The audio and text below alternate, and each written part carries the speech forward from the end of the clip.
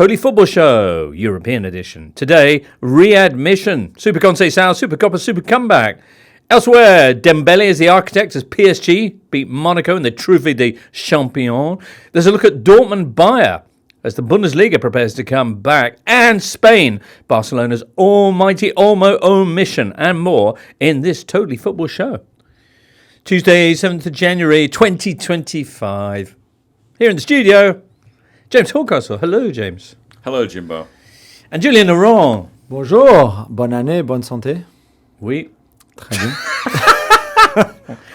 Jules, been to Lapland. Yeah. How do they say Happy New Year in Lap? It's a great. We were not there. Have you said it already? No, because we were not there for New Year. So I thought maybe those Christmas. noises represented something in Lap. Yes, I tried to think about something clever to say, but no, I don't know. And Finnish is a very difficult language, though. Yeah. Is it? Yeah. Once you start, you can't finish.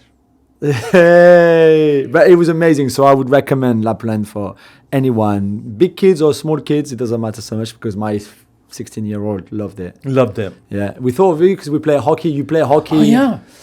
But not on ice, yes, just on the snow with the tennis ball and your sticks and the normal hockey goal, and then the same kind of. So hockey, but it's not ice hockey then. But it's on the snow, so it's not hockey as in like, right. You play hockey at the Olympics. Right. So it's a mix of the two, but it was Snow really hockey. fun. Snow hockey? Yeah, snow hockey, and it was amazing. So. It's going to be, to tennis what paddle is now, Yeah. You've got ice hockey, hockey, snow hockey. Yeah. Nice. It was great. I played ice hockey this morning. Did you? Yeah. Early start then, though. Early Yeah. start. That's why you're dressed like a Scandinavian, sort of, What am I dressed as? you look like you're about to go on a boat. In Scandinavia. Yeah. You've just completed a game of ice hockey on the ice near your barge. Yeah. And you're going back on the barge now for some herring. We got Pol Ballus, who's going to be talking to us very shortly. Looking forward to that. Boy, I want to hear about that Dani Olmo thing. Yeah, it's crazy. Aye. Although expected, so.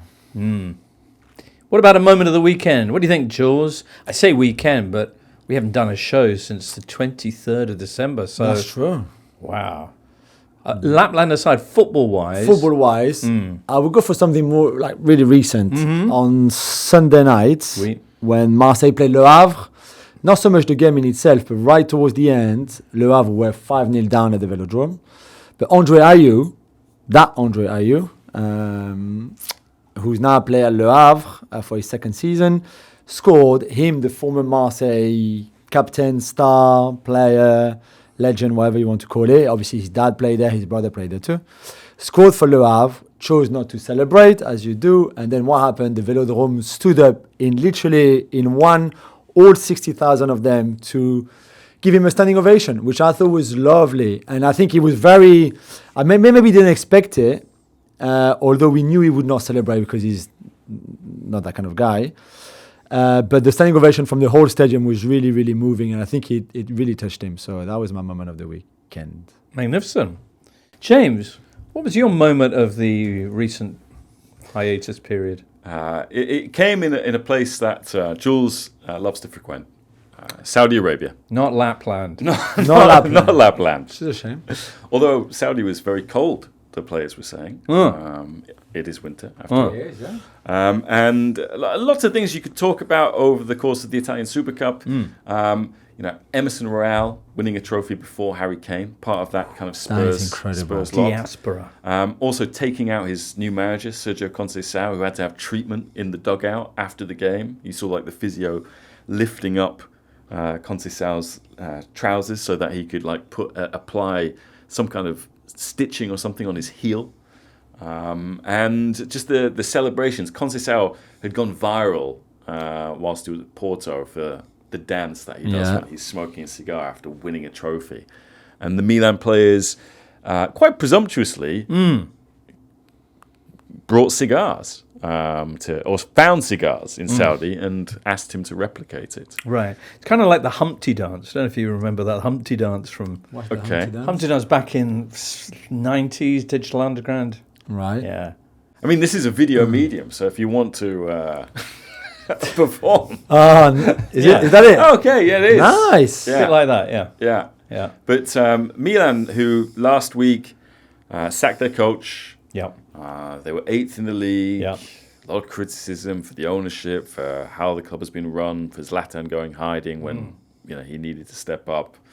They come from behind and beat Juventus. They come from behind and beat Inter. And Conceição becomes the fastest ever coach to win a trophy for AC Milan. Only the second foreign coach since Niels Lidholm to win a trophy for the club as well. Is that right? That's There true. hasn't been many foreign coaches, No, though. that's so true. Well, they have. You had your Tabares, you've had... So Fonseca before. Turin.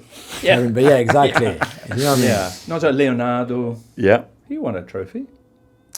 Did he? Yeah, he won the title, didn't he? No, he won. No. He won a trophy with Inter. Okay. It's a different club, isn't it? So, well, there you go. That's amazing. Let's begin. Let's begin our roundup of the New Year action with Italy. Woohoo! Boom! Tammy Abraham just come on, and he signs off the 3-2 for an amazing Milan comeback in the Italian Super Cup, which turned out to be. I mean, it's a slightly random. It's a slightly random tournament, which has been kind of expanded way beyond its kind of significance, but actually was a pretty excellent set of games. You had these 4 teams, Inter, Atalanta, Juve, and Milan, slugging it out in Riyadh. And Sérgio Conceição turning up as the new Milan manager just in time to come from behind against Juve and then defeat Inter from 2-0 down with this magnificent 3-2 performance. What a start for him. Yeah, I mean, he comes in and immediately the energy around the team is completely different. And I thought it was great listening to Rafa Leao after they beat Inter, because he said, just by looking at him, you're like, okay, things are different now. Because the way Conceição carries himself, he is kind of a tough guy. You wouldn't want to mess with him. And right from the get-go, he said, I'm not into philosophy, tiki-taka. All I'm interested in is winning. There are 2 goals on a football pitch. You're supposed to score in one and keep them from scoring in the other. That's it. And he didn't have any time really to work on elaborate tactics. He just worked on desire. And it was kind of like old school football man, sort of like, hunger and desire will win football games. And to be honest, you look at how Milan won these football games, and that's exactly how they did it. Because, they should have been eliminated in the semi-final by Juventus. Didn't create anything for about 70 minutes. They were 1-0 down, and then out of nowhere, after Theo Hernandez misses a sitter and makes a mistake trying to put the ball in the box, Pulisic chases down a lost cause. Locatelli doesn't see him, and Locatelli catches him and gives a penalty away. Pulisic scores it, and from then onwards, Milan were like, "Oh, we can win this now," and they did. And likewise against Inter in what was a thrilling open game, they kept on believing, and they fought right until the end. Amazing goals in that game. Lautaro Martinez has been on a bit of a drought, but fantastic goal to open it up. The second Inter goal was from Mehdi Taremi, who's barely scored all season. And he was in for the injured Thuram. Yeah. But then Milan, again, they come back? Brilliant free kick from Theo Hernandez. Then Pulisic with a brilliant goal before Leao, I think it is, sets up Tammy Abraham for the... Yeah, magnificent game. If you haven't seen the highlights, go check it out. Conceição, another of Sven's children. Yeah. And this was a final between Sven's children, Simone Inzaghi and Conceição. I remember speaking to Sven. I interviewed him for an anniversary piece about Lazio's, I think, the 20th anniversary of them winning the league. And this was during COVID. And he said the 2 children of his that he least expected to become in coaches. a footballing sense, because we don't want to. With the 2 coaches he least expected to come out of his Lazio team were Sérgio Conceição and Simone Inzaghi, and I mean, they're completely different. But the thing is, Conceição was talking about how Sven was so lovely with everybody. he struck up this kind of great empathy. He never got angry. You'd occasionally see him like turn red in the face, but he wouldn't say anything wrong to you. Whereas Conceição was like, I'm not here to be anybody's friend. I'm not here to kiss anyone, hug anyone. I'm here to win. And win he did. And he did, didn't he? How good will they be when they get Marcus Rashford on loan? Or Dani Olmo on loan. Or Dani Olmo. Rashford's an interesting one with them because he plays in the same position as Leao. And Leao was magnificent when he came on against Inter. Everyone thinks he's a mercurial player. The statistics don't show that. The statistics show he's the most decisive player in Serie A, along with his teammate Christian Pulisic. I think the only people who surpass him actually in the last calendar year would be Charles de Ketelaere, formerly of Milan. And so Rashford would make sense, I suppose, in they need someone who can back up Morata, but Morata's a centre forward, and they've got Tammy Abraham, who's just scored the winning goal in a Super Cup final. If you they take the stories with a pinch of salt. Well, no, I think they've looked at it.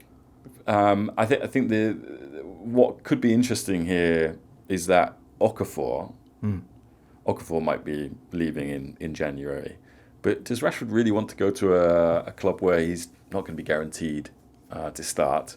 And also, the other thing I think with this situation is his wages are so astronomical that I think even at a heavily subsidised rate, Milan would look at them and say no. And Milan have recently looked at loans and said, we think loans are just problematic anyway because you end up spending 5 million for 6 months. You're not going to get that 5 million back. You're just throwing it away. So, I would. I think they have looked at it, but I'd be surprised if they go through with it. Okay. Back in Serie A, meanwhile, while those 4 teams were away, there were 7 fixtures played. Only 3 of them saw teams victorious. Napoli, who biffed Fiorentina 3-0 with goals from David Neres, who's doing amazingly right now. Romelu Lukaku from the spot, and Scott McTominay, of course. Cagliari won their relegation 6-pointer with Monza, who are looking very bedraggled down the bottom end of the table. And the other winners in Sunday's derby with Lazio were Roma. What a game. What a night for 2 Roman born and bred. Figli di Roma.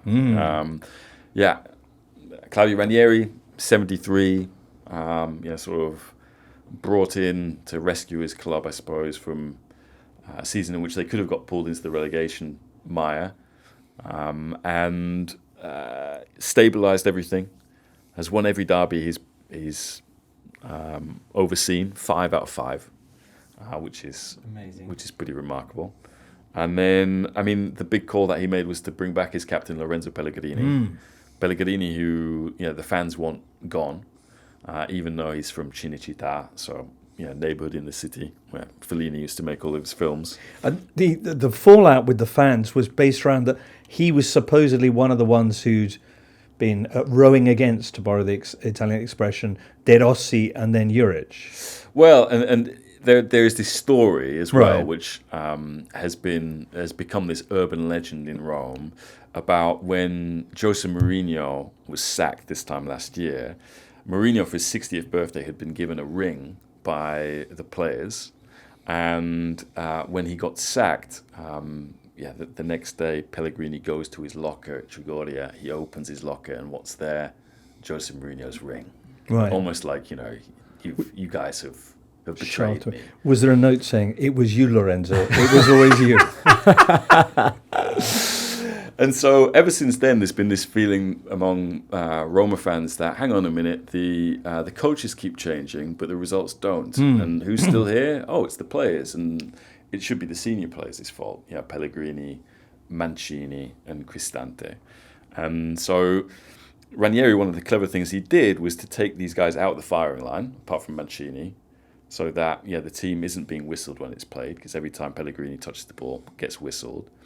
So he hadn't started in over a month, and Ranieri brings him in for the most high-pressure game of all. Yeah.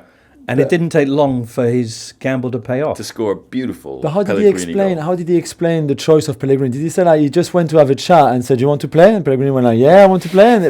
Because he could sound a little bit more like. Because in the press conference before the game, and maybe this was pre-tattica, sort of mind games from Ranieri, he was like, he's got a lot of baggage at the moment. Yeah, he's got psychological issues as Lorenzo. It's going to be very tough for him to play this game.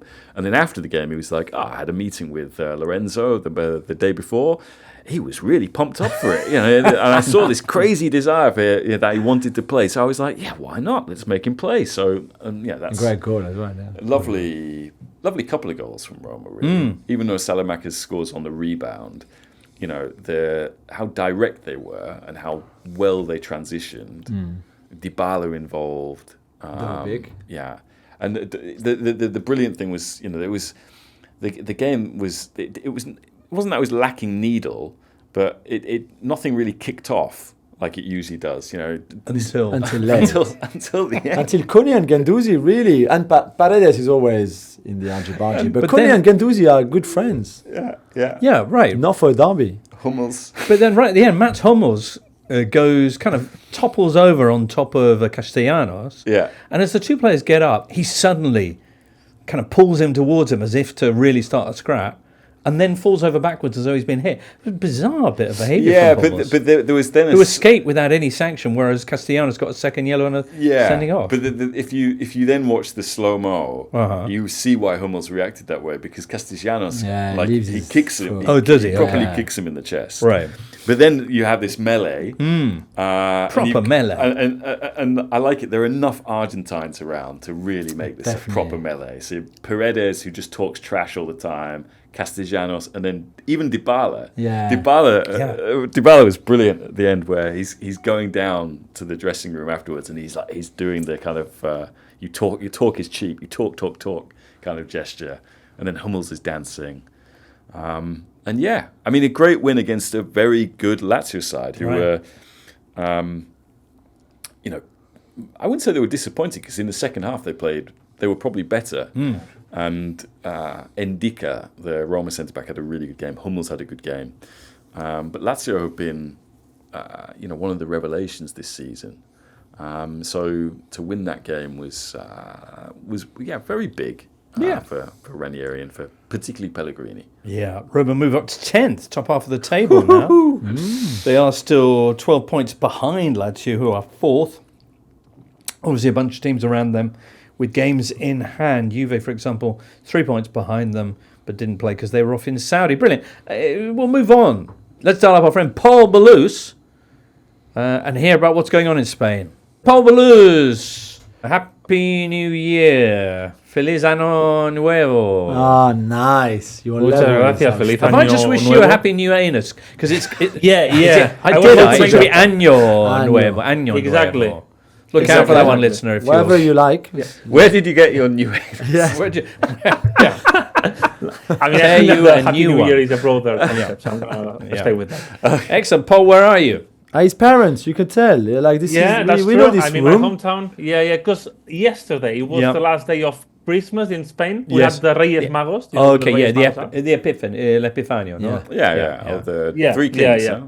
Yeah, exactly. The three kings. So we have like lunch. Not the three kings, not the kings. The three kings. Yeah. What sort of customs do you have in your hometown for the Epiphany or the Three Kings and stuff? So basically in my hometown, which is very small, on the night that the Three Kings came over just to give presents away, we have Three Kings basically riding a tractor. Don't remember that bit of the nativity story, but no, I mean, in the Bible, a John Deere tractor. So but basically they go with a John Deere. Basically, they're riding a John Deere. Okay. And just throwing sweets to the kids who are venerating them. Basically, I bet they are. Okay. Bet they are. Did you get any sweets, Paul? No, never. It's been like some years that I don't get any sweets anymore. Oh, in France, we have the galette des rois. The biscuits of the king? No, the galette as in like it's a cake, frangipane, and you've got a little charm in it. Ah, charm, okay. And then you cut it, and the ones who has the charm in his piece of the cake then gets the crown and chooses his king or queen. So next week I bring it. Wow. I mean, Paul won't be. Paul, you can fly in if you want. Right. Yeah. I mean, I'm not going to complain because I'm the one who is saying all the time that I'm going to bring things to the studio. And Yeah, I never that's bring true. Them, so Yeah. I'm not going to complain. Pol Ballus, your moment of the week. Well, I don't know if you saw in the Barcelona game in the Copa del Rey against Barbastro, but after the Barcelona game, which Barcelona won 4-0, one of the players from Barbastro basically took the chance to go to the sidelines, look for his girlfriend, and just propose to her in the middle of the cameras, and just to ask for What did she say? She said yes. I have to say, yes. I've never had that happen to me, but I'm not sure I would like that. You know, Why? to be Why? put on the spot like that in front of everybody. Do you not feel that it's a pretty? I mean, you You see suspect this they would happen have at been basketball matches and that. If you're there, if a question like that, it doesn't deserve to be made a kind of grandstanding gesture like that. I think. Yeah. Fair enough. I feel. I don't know how you were proposed to, Jules, but I In Dublin, it was in no, Dublin by was the it? river. Yeah, nothing. Was there a big audience? For It was after a football match, but not at the football match. But okay. Yeah. Right. There you go. Anyway, but yeah, lovely, touching scenes. Really touching things. Yeah. Apparently, the guy said, one, he was a massive Barca fan, so he wanted to do it in the day that he played against Barca. And two, apparently he's so shy. Yeah. He's so much of an introvert that his brother dared him to do that. Like in the middle of the biggest game of his career, like, do that if you want now, because your girlfriend is not going to expect that. And he said, okay, I'm going to take the challenge. And he did that. Brilliant. Paul, let me ask you about some football-related matters. In La Liga, Real Madrid played that game against Valencia and have gone top. They made heavy work of it, though. There's also been a lot of Copa del Rey action. But the story I want to begin with is Olmo. Dani Olmo, no longer a Barcelona player. No longer even eligible to play for the Spanish national team because he's in contractual limbo. What on earth has gone on? There is a good question what on earth was going on, and I'm going to try to explain it like simply, if it's possible. So basically, Barcelona had a deadline, which was the end of last year, to register formally Dani Olmo for the remainder of the season. Dani Olmo, when he joined Barcelona didn't have enough salary room to register him, right? So the only way that they could register him was thanks to an injury from Andreas Christensen. La Liga allows that when a player gets a severe injury, they grant you like extra space to register new players, and they put Dani Olmo in there. All right. But Dani Olmo's salary through 6 seasons was so big that La Liga only allowed to register him for 6 months, Right. which was quite weird. But in a way, La Liga was making a favor to Barcelona here, letting Dani Olmo play for 6 months. Could Barcelona just injure another player now?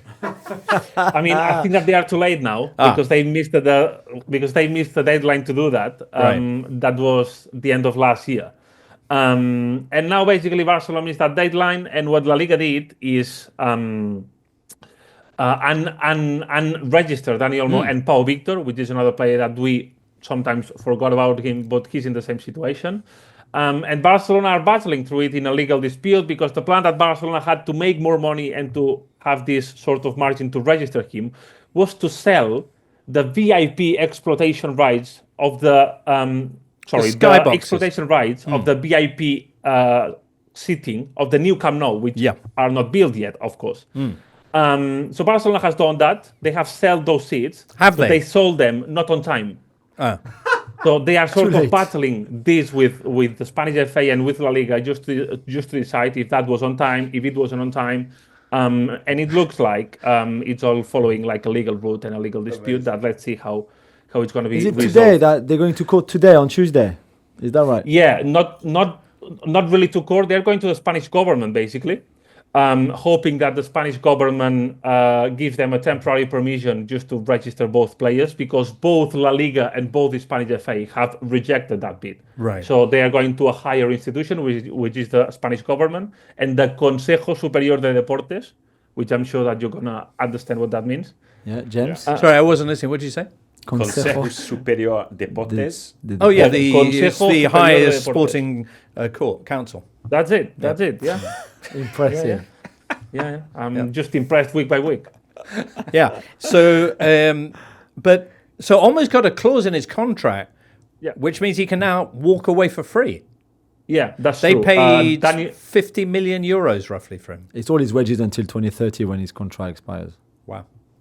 Yeah, so that was a clause that Dani Olmo inserted himself in the contract once he saw the mess that he was jumping in. Right. So in August, when he had already been presented as a Barcelona player, he said, look, if you're not going to register me, let's have a meeting and put that clause in the contract. Barcelona said yes to it. And Dani Olmo, right now, he could leave for free of Barcelona. But the only reason why he hasn't done that is because he wants to stay. He wants to remain at Barcelona, and he is willing to let the club try their chances just to make it up and just to register him at some point before the end of the month. Okay, but if we get towards that, the end, of course, could change. Yeah. Okay. What do you think, Paul? Based on their recent history of court cases, what do you think? Are they going to get this reversed? Is Olmo going to stick around, or is he going to be on the market? It's tough to say, of course, because it's going to be a legal thing and it's going to be down to lawyers and this sort of stuff. Plus, once it's on the government, I think that the decision is going to be quite political as well, not only based on law issues. But I struggle to see how Barcelona can fix this, if I'm honest. I struggle to see this because they have 3 bids rejected, one from La Liga, one from the Spanish FA, and formally they went to a commercial court in Barcelona trying to get a temporary permission to register Olmo. And all those 3 institutions have rejected the bid to Barcelona to register both players. So I struggle to see how they can reverse that. We all know that Dani Olmo and Pau Victor, they both want to stay at Barcelona and they are going to wait for it. But I'm also hearing that if that's not the case, they will change their mind because they will be forced to look for solutions elsewhere. Because as you said, Dani Olmo cannot play for the national team, and the only way that he has to play for the national team and in Champions League and in other competitions is just to be eligible for any club to play, and that might mean just to live to another place. Wow. Can they loan him? So No. he can just sign for 6 months somewhere else. Okay. Him on his own. Yeah, but I'm not sure if they're going to do it. Especially Dani Olmo. I'm not sure if Dani Olmo is going to do this. But then, Right. Paul, he can't afford not to play for 6 months, though. It would be mad for him to really have nothing between now and next August. Yeah. What we know and what the player here so far, Dani Olmo, who is, by the way, in Saudi Arabia right now with the team, despite he cannot play, what he knows is that the club is telling him that they are confident that he's going to be registered at some point. But Dani Olmo has been hearing that from August last year. Yeah. So he's on this great territory that he really doesn't know what to believe at this point. Okay. But he's going to try to stick at Barcelona because at the end of the day, and that's a really common thing between Spanish players, like doing something at Barcelona has a different impact than doing it at Leipzig, doing it at Arsenal, doing it at Liverpool. And I guess that Dani Olmo has had this taste now, and he wants to stay. It's definitely different, Paul. It means that you're registered and you All right. Well, we'll see if Barcelona's Skybox sales is going to enable them to save that situation. There is 1 or 2 doubts about the funds supposedly proceeding, I believe, from the Middle East for those premium seats, because they've been a little bit vague about some of their previous kind of financial guarantees, I think, Barcelona. But yeah. Exactly. That's like another great subject because Barcelona has offered no explanation on where this money is coming from, basically. Right. And the socios, they don't know it. We all know that it comes from the Middle East, but we don't know which company, which individual, which sponsor has paid for it. And yeah, the reason why they were late, as you were saying, is because La Liga couldn't find the payment proof until the 3rd of January, I think it was. One of the levers that they had before, which was the Barca studio, they still haven't been paid for that, right? Right. Exactly. And that's possibly the start of the problem, because that was the lever that everyone accepted, but the money never was paid. And at this point now, La Liga requires a further scrutiny on that, and they required like a proof of payment and everything, just to make sure that the money has actually came in, because in the past it hasn't happened. All right. Real Madrid must be laughing as they go top of the league with none of these issues and a brand new restructured stadium and all that. As I say, though, it was a slightly nervous affair away in Valencia on Friday. It went a goal down. Jude Bellingham missed a penalty. Then Vinny Jr. gets sent off for raising his hands to the Valencia keeper Dimitrievski. But a late turnaround sparked by Luka Modric. Yeah, absolutely. It was one of those games Yeah, that one of those games that the champions teams tend to have. That Real Madrid, I don't think that they played well at any point in the game. Valencia were in the first game under Carlos Corberán. They were quite good. They were quite impressive in the first half, especially.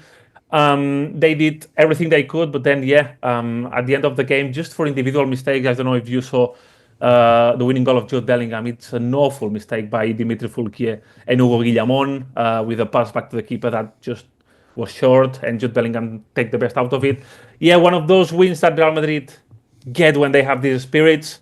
One that fuels them to the top of La Liga. Now, as we said before of the Christmas break, it's on the Madrid teams. It's Real Madrid and Atletico de Madrid. They are on top of La Liga and they have the strongest hand here. And Barcelona has to wait for them just to drop some points and to see if they can find this turning point. That when you speak to Barcelona into the dressing room, they really hope that turning point can be the Spanish Super Cup, which now normally tends to be, as it's the first trophy of the season, it tends to be a moment that can lift the spirits, or on the other hand, can just like bury your hopes for the rest of the season. Okay, that's coming up this coming week. Is that right, in Saudi? Yeah, it's coming up. Basically, tomorrow, Barcelona are playing the first semi-final against Athletic Club in Jeddah, in Saudi Arabia. One of these deals that the Spanish FA made up basically to make more money out of a competition that they were getting no money from. They are playing the first game, the first semi-final tomorrow. Then the next day at Real Madrid are playing against Mallorca, the second semi-final. And whoever wins those matches are going to play the final on the weekend. Makes sense. Excellent. Okay, Real Madrid are top. Atleti can retake the lead, though. They are 2 points off top spot with a game in hand. And this weekend they're going to be playing Osasuna while Real Madrid are off in Jeddah doing that. A Copa del Rey round of 32. Anything we should know about that, Paul? I think that not many big things, not many cup sets, as you like to say here. Cup sets. Sevilla lost. Espanyol lost in the previous round. Mallorca lost, I think, as well. Of course, there was that lovely moment of the week that you gave us earlier, Paul, in which the player wasn't upset because his girlfriend said yes. But there were, exactly. You had Mallorca beaten by a fourth-tier side, as you mentioned there. Las Palmas, your favourite team as well. 4-0. Lost 4-0, yeah. 4-0. 4-0 against Elche, yeah, true. Yeah. Good. All right, Paul. Magnificent stuff. Look forward to speaking to you next week with all that Super Cup news and loads more. Excellent. Have a great time in the meanwhile. Yeah. Thank you very much. Feliz Año Nuevo. Wait, what have you just said? Yeah, okay. Good. Yeah. Bundesliga is not back. No yet. But Friday, it returns with big game. Dortmund-Leverkusen. Leverkusen. 6th against 2nd. 7 points between them. Interesting, though. Dortmund got a great home record. Leverkusen very much one of the premier away sides. Delicately poised then, James. I think so. Should be a fascinating tactical match. match. And you've got great players involved, haven't you? Schick, Jamie Gittins, Florian Wirtz. Tuning in for that Friday evening. Yeah. And also, Jurgen Klopp has now started as this Red Bull boss, and Salzburg have a new manager. Ooh. So what did they do? They organized a friendly with Bayern Munich yesterday on Sunday. On Monday. Yep. And they get hammered 6-0, which is not, I guess, the way neither the new manager of RB Salzburg or Jurgen Klopp probably wanted to start this new tenure. But then why do you organize a game against a team so good when you've been that bad for 6 months? That's what I'm wondering. Mystifying. Yeah. All right, let's move on to France. France next. The Trophée des Champions. PSG winning the Champions Trophy, which sounds a bit like Champions League if you squint hard enough. It does a little bit, I guess, For the 11th time in 12 years. 11th time in 12 years. Who won the other one? Monaco? That's a good question. Is it? It could I can't remember. Lille. Yeah, or Montpellier. Monaco. Or Monaco. Or Monaco. That's right. But Monaco didn't win this one, although it was tight, wasn't it, Jules? It was tight, although PSG were probably the better team over the 90 minutes, but it took a 92nd Ousmane Dembele goal to win it for them. To be like the way the game went, I think it was deserved. And Monaco were not as good with the ball going forward, especially Akliouche, Ben Seguir, the two best players and most the two young prodigies didn't really had a good game. So it looked all the way to go PSG side, or we would end up in penalties, which I don't think it would have been deserved, to be fair. Although the Monaco goalkeeper had an amazing game, Philippe Cohen in goal, and Dembele with a goal. And after the game, saying that he said it was his 10th of the season, which is 9th of the season in all competitions. But he said he's got a bet with some of his best mates. Oh yeah. Of how many goals he's going to score this season. He didn't want to reveal the amount exactly of the bet, the amount of the goals that he has to score to win the bet.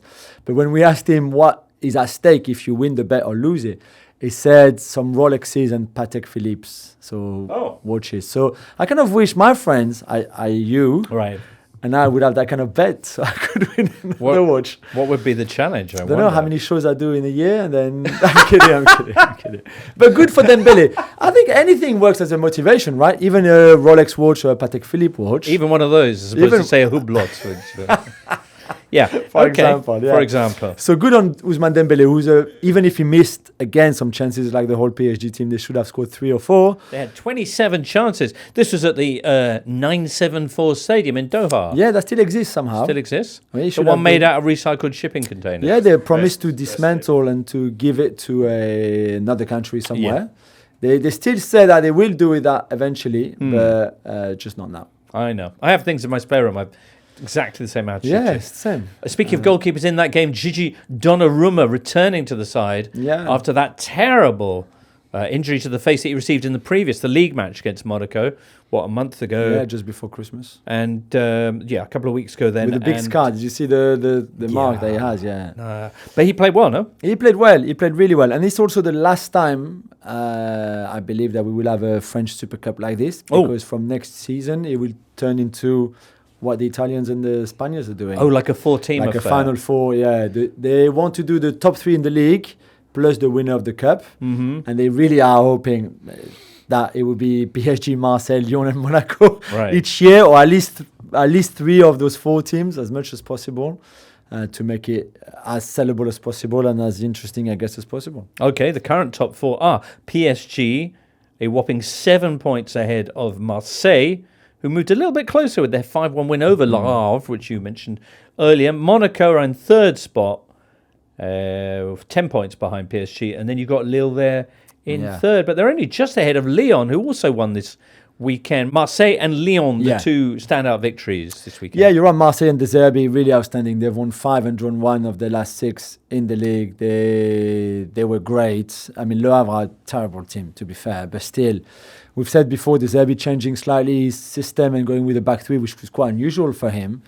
But that new formula, new system worked really, really well. I mean, while he scored, Mopé scored again. Rabiot was outstanding. It seemed that he really has his starting 11. And remember, we mentioned before, they went for like a bonding trip for 4 days. To an island. So they went first to, before the Monaco game that they played, they went together an hour drive from Marseille to kind of gel even more. And then they went to Stockholm for 2 days too, to have those bonding trips. And that seemed to work because the team spirit in that team is great. So, yeah, I think, for example, in the 4-day trip they had before Marseille, De Zerbi woke them up at 5 a.m. to go for a jog before breakfast, then double session a day. And even outside of that, like quite disciplinary, heavy training, boot camp kind of stuff, they did a lot of activities that got the players together. They would mix them, so they would stay like 2 players in the same room, but maybe not the ones that are your best friends already. Right. And that worked great. So I think De Zerbi deserves a lot of credit for kind of turning the season around from that moment where he said, well, if I'm the problem, I'm going to leave. Right. Remember that drama? Yeah. Since then, it's been great. So credit to him as well. Okay. And Lyon with the amazing run, just 1 defeat in their last 11. They beat Montpellier, who are in... But that was the most dramatic moment. It should have been my moment of the weekend, but I wanted to keep it for the main show because... The own goal. Yeah. And that sequence of a minute or so where Montpellier were the better team in that game, away at the Groupama Stadium. Then the young midfielder Khalil Fayad, who's from Montpellier through the academy, who's a very promising, he's a really good young player, 20 years old, with lots of potential. Montpellier on the attack. he's literally on his own in front of goal on the cross. He just has to score, misses the target, and a minute later, Lyon are attacking. There's a cross, and the poor kid scores the most ridiculous own goal that you would see this season, where his first touch actually facing his own goal, his first touch takes the ball in the goal already, and then he tried to slide tackle it out, but it went in. It was just, he was crying in the dressing room, and this is a miraculous win for Lyon, who didn't deserve it at all. Sorry. But one of those games, One of those games. Montpellier, bottom of the table, a full 7 points from safety. Yeah, Crikey. it's dramatic for them. PSG going to sign Mo Salah, Jules? I would love to. There's stories out there, but it's just crazy January talk, is it? No, they've wanted him. They've loved him for many, many years. Nasser Al Khelaifi, the PSG president, is a massive fan. He knows Mo Salah really well. They've done other things together, like commercially and stuff before. Rami Abbas is very close to the Qataris too. So I think if Mo decided to leave Liverpool, which I guess is still possible, I think PSG would clearly be one of the candidates if he fancied it. They would have enough money to. They can probably offer him a longer contract because they want him that badly. So we'll have to see. First, they need to sell Skriniar and Colomwani or loan them out. And they're really hoping that their friends in Italy, whether it's Juventus or somebody else, would want at least one of them too. And then after that, maybe can reinvest and sign some players. Otherwise, I don't think there'd be much movement in January for them. I see. But in other kind of off-field wheeling and dealing news, Oliver Kahn is buying fourth-tier Bordeaux. He's hoping to. Yeah, he's hoping to buy Bordeaux with Jacques-Henri Hérault. If you remember, he was the former Marseille president that the fans hated, that was shambolic in his communication and what he was doing and everything. But now they've put together a bid to try to buy off the club from Gerard Lopez, obviously, has been terrible pretty much for every club that he owns or that he owned before. So they're hoping that they can get this one through the line. All right. Why Oliver Kahn? Why? Yeah, sorry, that's the question. So I don't know where the Jacques-Henri Hérault and Oliver Kahn, where the kind of business relationship starts from. But I guess Hérault wanted to have this consortium of either rich people or people who knew the game. And he must have been in touch with Oliver Kahn, and Oliver Kahn said, yeah, why not? I've got this money, I've got my knowledge of football, I can help. Because it's not just them two, they've got a few people around the table for that bid. So let's see. I didn't think I just thought Lopez would want to keep the club and fight, and maybe bringing up one or two divisions more to sell it for more money than it would be now. But clearly he seems happy to be selling, so he must be ready for it. Okay, they're in the Championnat National 2, which is the fourth division. Group B, lying fifth at the moment. They are 11 points off the top. How many go up, Jules? Only the first one. I think there's 4 groups. Yeah, only the first one of each, I think. Damn. I think so. Wow, not looking good then for their promotion chances. Particularly after this weekend's defeat against Saint-Colombin. That's right, exactly. And just quickly, Saint-Etienne also had their new manager's debut this weekend. Eric Horneland, who's a family member of the Horncastles, but from Scandinavia, from Norway. And it was amazing. The transformation in that team already is great. They played with so much intensity. Scored 3 really good goals, especially the third one from Stassin. So well done, Saint-Etienne, for, I guess, getting rid of the former manager and picking what looks like already a really good young coach. Excellent. Very good. Anything else for this Euro roundup? No? I just remembered before the Rome derby, Hernandez. Do you remember Hernandez? Yeah, the prophet. The prophet, yeah. I always remember the prophet. Gav Marcotti used to love the prophet. So he used to play for Lazio, and he went to the derby, but he went in the wrong entrance. He was spotted trying to get into the Curva Sud, which is where the Roma ultras stand. So you had all these kind of Romanistas saying, you've got the wrong gate, mate. You've got the wrong gate. And but given he is the prophet, maybe he had seen that Roma were going to win. Nice. But yeah, he's a winemaker. Is he a winemaker? Yeah. I love that. Yeah. In Brazil? No, in Italy. In Italy? I think I don't know where his vineyard is, but I follow him on Instagram, and he does. He's I think he's done a sommelier course, Right. and so his son had brought back a pizza the other day, and because of his senses and palate have been trained, Yeah. he was guessing which pizzas were which by just smelling the box. I have to say, that's really... I don't know how trained your palate would need to be. Anchovy. Ah, prosciutto. So I've got pineapple. The first one he does is tomato extract, which I'm Yeah. like, wow, tomato extract? Like, and he's cheese. Doesn't Come on. Right. But anyway, great to see the profit. It is, isn't it? Wine making, very much the minicab driving of the Italian football. Yes, You've got your Pirlo, post-career. Barzagli. Barzagli as well, really. Jean Tigana, You see? former Fulham Yeah. manager, in France, great player. Yeah, makes There's, wine I think, in Cassis. I think there's a vineyard in Puglia as well. Yeah. That makes wines that are the John Terry wine or the Oh, Roberto really? Carlos And then they wine. just brand them themselves. Yeah. Right. Well, that's something to watch out for then. Good. All right.